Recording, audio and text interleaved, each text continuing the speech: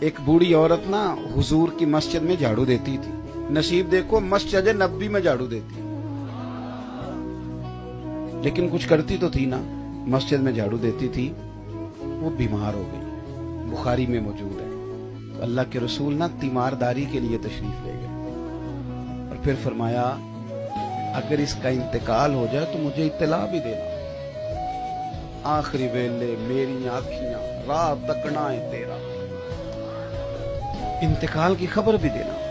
رات کا سناٹا تھا, ٹھنڈ تھی, گہری رات تھی. صحابہ کرام علیہ رضوان فرماتے ہیں ہم نے محبوب کو تکلیف دینا مناسب نہ سمجھا, جنازہ پڑا, تدفین کر دی. سارا کو جانتے ہیں محبوب, پر صبح آ کے پوچھتے ہیں تم نے اطلاع کیوں نہیں دی. یہ بھی تعلیم امت کے لیے, یا رسول اللہ آپ کو تکلیف ہوگی, مناسب نہیں سمجھا.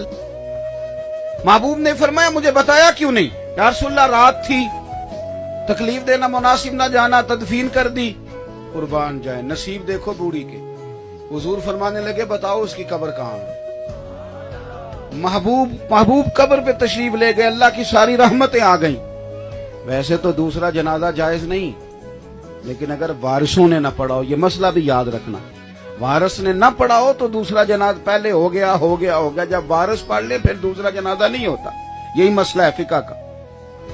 لیکن رسول پاک تو خود وارث ہے نا ساری امت کے.